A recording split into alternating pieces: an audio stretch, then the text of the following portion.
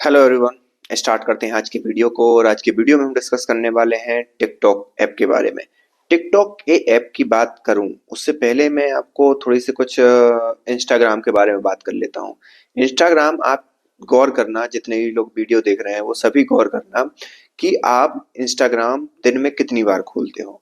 और अगर आप इंस्टाग्राम सपोज एक बार तो देख लेना खोल के, फिर दूसरे दिन आप क्या करना कि आप इंस्टाग्राम क्या कर देना, 2 दिन के लिए डिलीट कर देना। और फिर देखना कि आप उस इंस्टाग्राम को कितनी बार सर्च कर रहे हो। ये मैं इसलिए बता रहा हूँ क्योंकि इन कंपनियों ने जितनी भी सोशल मीडिया ऐप हैं, सोशल मीडिया के जो ऐप हैं, या इन सभी कंपनियों ने आपको इस प्रकार से लत लगवा दी है, इस प्रकार से लत लगवा दी है कि आप उनके बिना रह नहीं पा रहे हो। आपको ऐसे लगता है कि आप मिसिंग समथिंग, आप ऐसा बहुत कुछ खो दे रहे हो। आपकी लाइफ से एक बहुत बड़ी चीज निकल जाएगी अगर ये ऐप निकल जाएंगे। और ये प्रयोग आप जरूर करके देखना। ये सब वक्तव्य मैं क्यों दे रहा हूँ, इन सब चीजों की बातें मैं क्यों कर रहा हूँ, क्योंकि हाल ही में अमेरिका के अंदर एक निर्णय आया। वो निर्णय क्या था? जो वो निर्णय हमारी भारतीय सरकार ने 5 साल पहले ले लिया था, वो निर्णय अमेरिका की गवर्नमेंट ने अभी लिया। वो निर्णय क्या है? निर्णय है टिकटॉक को बैन करना। टिकटॉक को बैन किया, साथ ही साथ जैसे ही उसने, फिर टिकटॉक ने सीधी सी बात है वहां के सुप्रीम कोर्ट में याचिका डाली। तो सुप्रीम कोर्ट ने भी ये कहा कि ये जो ऐप है कहीं ना कहीं वह चाइनीज गवर्नमेंट के लिए काम कर रहा है। और ये चीज उनकी प्राइवेसी के लिए, जो अमेरिकन उनकी प्राइवेसी के लिए, साथ ही साथ उनकी सुरक्षा के लिए भी घातक है। तो इन सब चीजों को सही माना सुप्रीम कोर्ट ने और उसको बैन कर दिया। ये बात थी अभी तक बैन होने की। टिकटॉक हो गया बैन। और जैसे ही जो टिकटॉक चलाने वाले लोग हैं, याद रखना, जितने भी ये शॉर्ट टर्म चलाने वाले जो लोग होते हैं उनके साथ एक प्रॉब्लम होती है। वो प्रॉब्लम क्या होती है कि ये जो भी मतलब ऐप चलाते हैं, या जो भी जैसे भी ऐप चलाते हैं, इनका करना क्या, कैसे काम कैसे करते हैं कि इनका माइंड इस प्रकार से डिजाइन हो जाता है कि इनको हर एक सेकंड में कुछ नई चीज चाहिए पड़ती है। और जब आप हर एक सेकंड में नई चीज की मांग करोगे तो आपके माइंड की सोचने की क्षमता धीरे धीरे खत्म होती जाएगी। और जब सोचने की क्षमता खत्म हो जाती है तो आप उन चीजों को डिस्टिंग्विश, मतलब उन चीजों में विभेद नहीं कर पाते, आप उन चीजों को समझ नहीं पाते। आपको लगता तो अच्छा है, लेकिन नई नई चीजें आ रही होती हैं, लेकिन आप चीजों को समझ नहीं पाए। जब चीजों को समझ नहीं पाओगे तो आप याद भी नहीं रख पाओगे चीजों को। तो ये एक प्रकार की आदत पड़ जाती है, एक प्रकार का ड्रग्स। और वही हुआ अमेरिकन के साथ। जैसे ही टिकटॉक बैन हुआ, अमेरिका के लोग पगला गए। पगला गए, मैं बहुत सही वर्ड यूज कर रहा हूँ, क्योंकि उनके लिए मतलब ऐसा था कि उनकी किसी ने जान निकाल ली हो। और उसके कारण उसका अंदाजा आप इस हिसाब से लगा सकते हैं। एक रेड नोट करके चाइनीज ऐप है जो चाइना के अंदर ही चलता था, सिमिलर टू टिकटॉक। टिकटॉक पूरे वर्ल्ड के लिए था और वो चाइना के लिए था, अगर ऐसा आप कहो तो ज्यादा अलग बात नहीं होगी।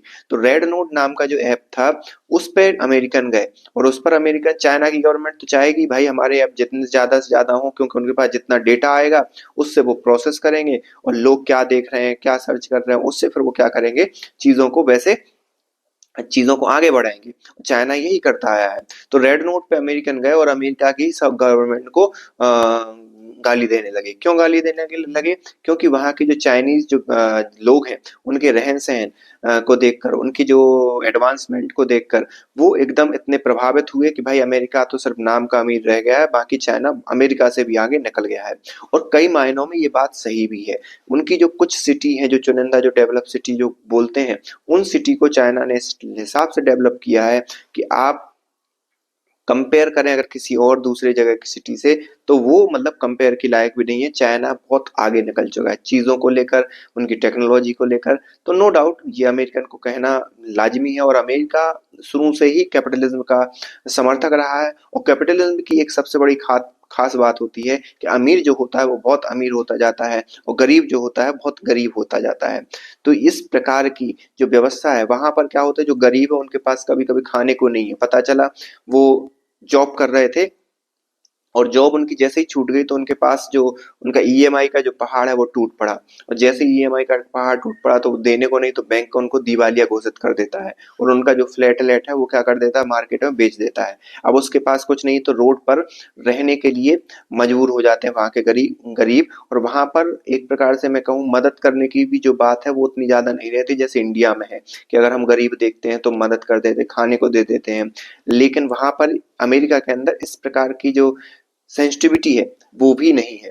तो अभी क्या हुआ है, पूरे के पूरे जो अमेरिकन है वो रेड नोट नाम के एक ऐप पर शिफ्ट हो गए हैं और धीरे धीरे देखो उसको यूज करने लगे हैं और वो थैंक यू कर रहे हैं, मतलब गवर्नमेंट का, मतलब एक प्रकार से चढ़ा रहे हैं गवर्नमेंट का कि थैंक गॉड आपने टिकटॉक को बैन कर दिया, हम प्योर चाइनीज ऐप पर चले जाते हैं।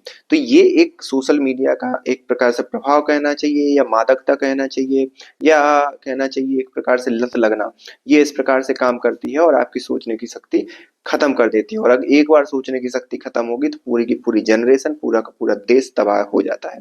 इस बारे में आप क्या सोचते हैं, आप हमें कमेंट करके बता सकते हैं।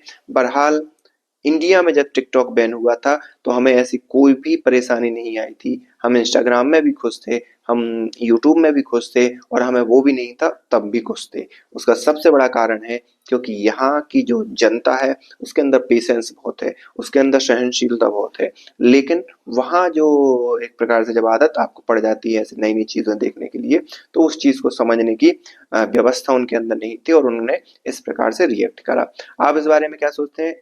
बैन होना सही था, गलत था, लोगों की आज़ादी का हनन हुआ या लोगों की आज़ादी चाइना डेटा लेके हनन कर रहा था? कमेंट करके बताइए। मिलते हैं नेक्स्ट वीडियो में। अभी तक के लिए यही अपडेट है, कोई भी अपडेट आता है तो उस पे भी हम बात करेंगे। Thank you.